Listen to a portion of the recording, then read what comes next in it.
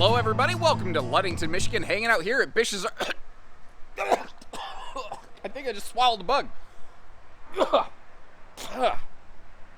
it's too late now. Extra protein to get my day going. Welcome to Bish's RV up here in Ludington, Michigan. Not gonna skip a beat. Behind us, some beautiful updates on the 32 BHDS. Looking at them in the blue Salem version versus the orange bronzy Wildwood exact clone, by the way. They've done some nice little tweaks to this model. They got rid of the carpet. They changed up the little bathroom, rear room hallway kind of situation, and they made some modifications to the bunk room that I think you're gonna like, because now you don't have to throw the kids into the upper bed and throw out your rotator cuff in the process. There's also a couple other little glitzy glitter things. They've changed up the bedroom. I'm still looking for feedback on that. I'm very curious to know what you folks are gonna say about what they've done with the bedroom mattress situation, basically.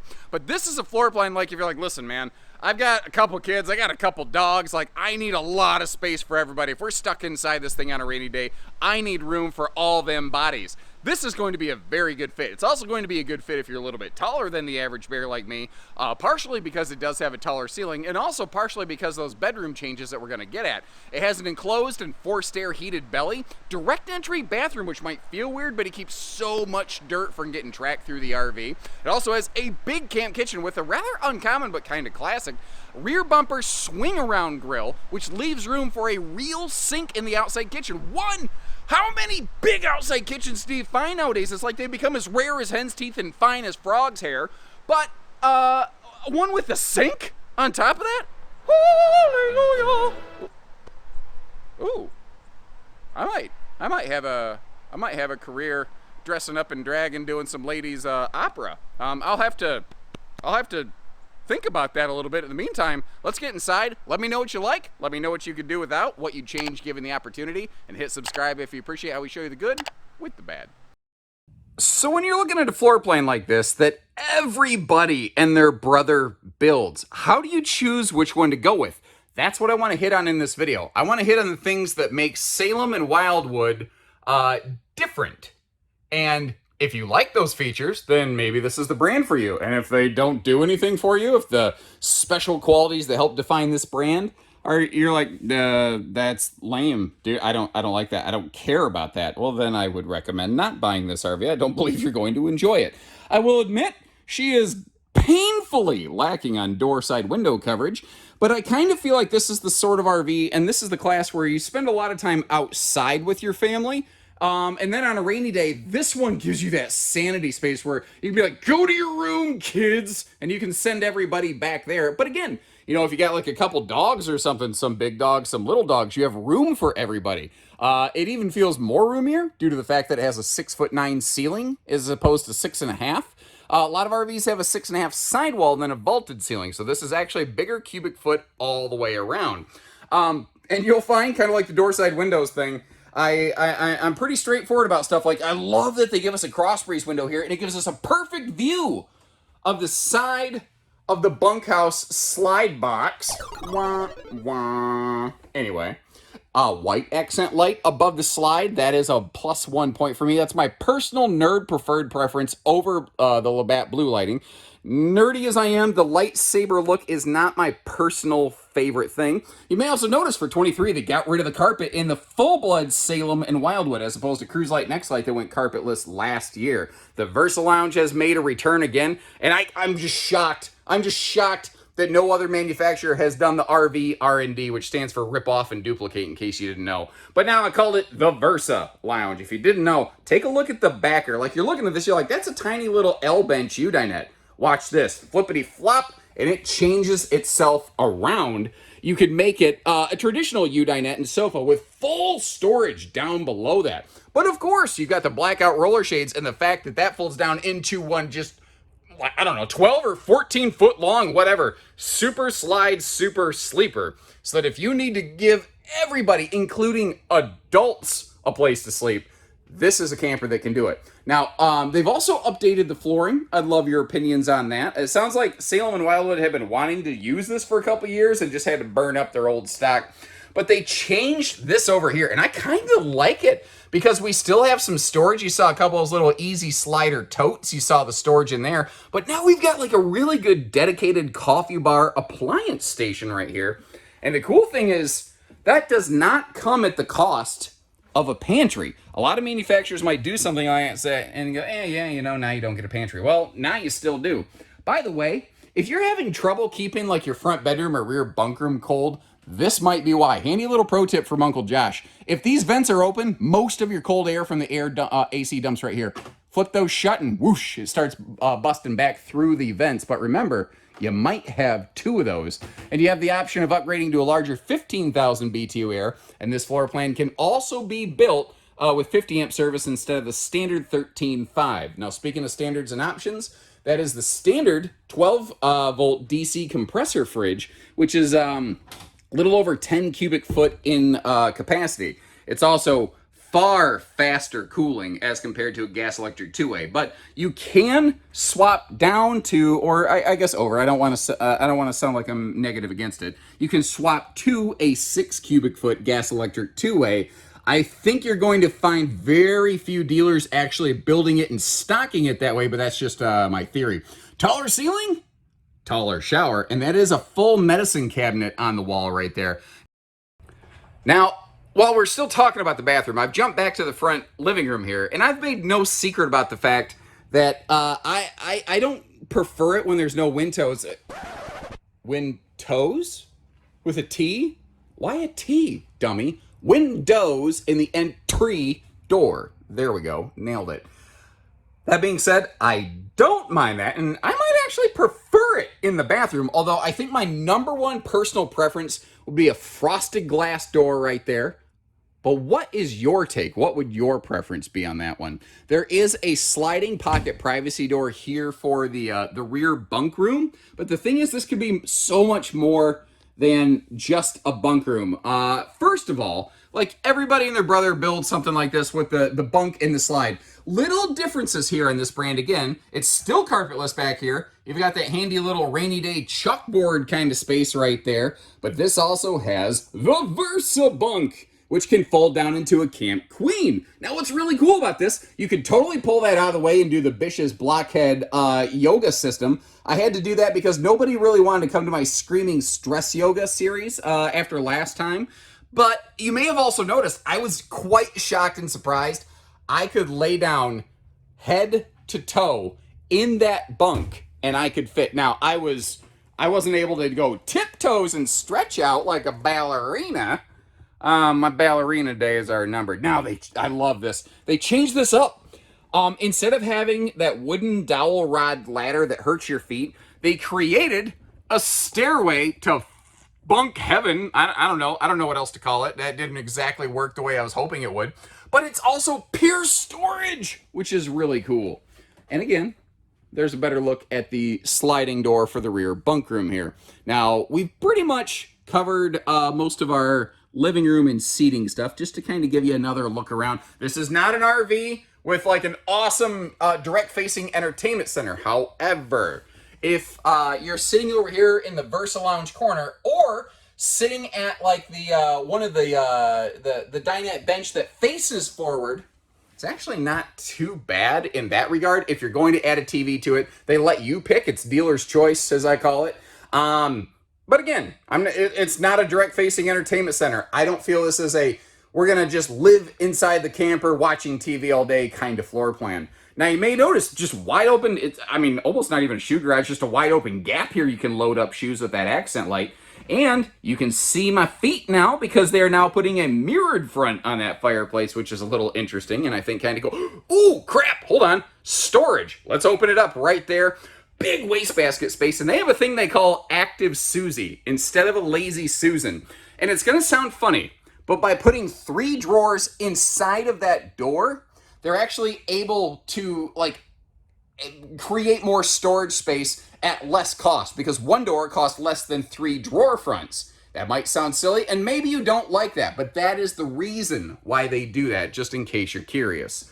Moving up front, private bedroom up here, and one of the nice things too, because it is a taller travel trailer just inside the door, we just got a light switch that you can flick on and be able to see what you're doing. If I don't mention it, everyone assumes it doesn't have it. TV hookups directly across from the bed over here, and this is different. I've never seen another stick and tin do this. It's not a short queen anymore. It's not a camp queen. It's wider and longer than it used to be. That is what's basically known as an Olympic queen. While I'm talking about that, let's take a look. Oh, I already forgot and I left the... Well, let me get the mattress out of the way there. Laundry hamper and storage down below, but this is 66 inches wide and 78 inches long. The cool thing here is that's a weird size, and if you don't want to deal with it, what you can do is just easily swap it out for a 60 by 80 true queen, and you don't need to modify a single thing. So this RV has something a little bit bigger than a queen, but a normal queen will absolutely fit into it quite easily. Now, with the slide closed in road mode, if you really need to, you can stop and you could feed the family if you very carefully walk your way through here. Now, I'm not saying if you do anything but tiptoe, you're going to break the slide floor. It's just that when super slides like this are retracted in a towable RV, not a motorized, but a towable, they're not supported on the inside edge, so it's not really advisable. You spend a lot, like you don't want to be sitting in the dinette when the slide's retracted like this. You may also notice, now I did leave the rear bunk slide open because when that closes, you can't access anything. You work your way around, you can get to the fridge, you can get to the kitchen, cool. What about the bathroom? Well, you could partially open the slide to get to it, but I don't think that matters considering it has a direct entry door from the outside. So basically, if you never touch a slide button, you can get to the front bed, you can get to the kitchen and the bathroom. So quick little housekeeping note. I mentioned this earlier, and I'll probably mention it every time I do one of these because not everybody knows it. We're looking at a Salem today with the beautiful blue. What do you think about the updated look on these, by the way? They have an exact identical twin out there called Wildwood 32 BHDS. Literal exact same thing. The only difference is just the stickers. I've been to the factory. I've seen them built. They're built at the same time by the same people. So don't ever let somebody tell you one is better or different than the other. Anyway, if you peel the stickers off, what do we have? An extra thick aluminum nose sweep. And real quick, let's talk towing with these girls right here because, folks, let's just say, for the sake of argument, they're like 35, 36 feet long, 8,100 pounds dry, about 10,000 pounds maximum cargo. I really, really don't think a half ton is the go-to general answer. There might be some very capable half tons in some areas that don't have mountains and insane cross breezes that would be okay here. And I know some people do it, and that's fine. I'm not judging you. It can be done. I do think that a 3/4 ton is the better generalized answer. And, to really get specifics, you need to be able to talk to our team a little bit and let us get to know you and your hardware a little bit better. Now, notice they do use a smaller baggage door on the other side, but you see that sticker on the far side? There is a roof factory solar prep plug on these, and that's where the charge controller wiring would be located. Now, over here, interesting little thing. They've got that little hex nut adapter right there, and it's what I call the cordless quick jack system, because you can basically just attach that to some kind of drill and put that stabilizer down. Then you see the Bananarama yellow bar right there. That is a strong arm stabilizer bar, which in conjunction with those easy adjust MORRIDE steps will make this one of the most stable stick and tin travel trailers you will ever find. Now, there's actually a power jacks option on these. What's funny is the build sheet says with strong arm stabilizers, but the ones I've seen do not include that strong arm bar. So weirdly, the manual jack's giving you better stability in this case. That's actually pretty normal until you get to auto leveling. I love the speakers down here by my waist, or if you're a little bit shorter than me, by your belly button. I don't know, but the fact is they're down here where you're not blowing away the neighbors. Now, as we work our way down, you might notice different types of steps. That's just a normal thing on a lot of travel trailers. My understanding is that's largely a cost control method. They put the stable steps on the most frequently used entry door, but thankfully, due to those strong arm stabilizer bars, you won't, get seasick rocking and rolling around in here. Now, I get it. It looks kind of weird if you've never seen this before. A door right to the bathroom? What now? But the thing is, this is not only is it a good way to stay in touch with the neighbors with that screen door open while you're doing your business, but the fact is it cuts down on so much dirty foot traffic. And basically, you can, just send the kids straight into the shower if they've been in the lake or something like that, so that they don't, bring the lake smell into your RV. Now, actually, you know what I'm going to do? I'm going to flip the camera here to really showcase the room that you have under this little camp kitchen hood right here. What's nice about this, even at the lowest point, a little over 6 foot tall, you saw me standing in the shower, I've got coverage here. Now you've got a power awning just beside this, then this. So you actually do have a lot of shaded patio coverage if you're outdoor grilling. The awning just isn't long enough to be able to cover the entire side length of this big, massive trailer. So there's your awning, and again, here's the, you know, camp kitchen cover. And it is nice, again, that it's a full-size camp kitchen. I like the little tote storage they give you here. That could be nice for, like, use one of those maybe for, you know, your plastic utensils or whatever. Space out here if you want to add an outside TV. Galvanized rolled steel countertop because you do have an actual water fixture here, and that's a real sink with a real drain that goes into a holding tank and doesn't just dribble on the ground like a dog dish. Now, big camp kitchen means bigger outside fridge. Between the 2 refrigerators on this, assuming the 12-volt fridge and not the gas-electric 2-way option, you've got about 14 cubic foot of total cold storage capacity. My brain just about melted down doing the math there. And I've got the cover on it, but this is a bumper-mounted grill. And you notice you don't have to take it off. It actually stays mounted on the swing arm and swings its way around like the Pineapple Pals to mount itself right on the bumper there. Now look up top. These have had a walkable roof, but now they give you a mount for one of those detachable telescopic ladders to be able to get up there. The ladder's not included, but at least they're now giving you something to be able to get up there. Funny thing, before the 23 season, almost, not all of them, but almost every Salem or Wildwood was actually roof ladder prepped. Just a lot of people didn't know it. We're also slide awning ready, if you notice up there. You know what, let's get back here real quick. I want to get down and take a look at this thing, and I don't mean get down like show you my dance moves. Now, everybody and their brother builds a floor plan like this. Jayco, Cherokee, everybody. Everybody builds a 2-slide private rear bunk room, you know?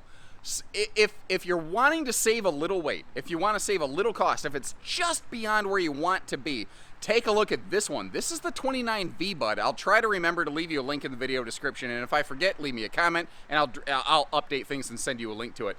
But basically, they managed to create a flexible second rear bunk room without the extra slide out. So less weight, less cost, less maintenance. You know, maybe one or the other might work for you. Watch both videos. Let me know which one you'd like and why. And in the meantime, let me know what is the one thing you'd change on this guy given the opportunity. And until next time, take care, stay safe, have fun, and best wishes from Bishes, everyone.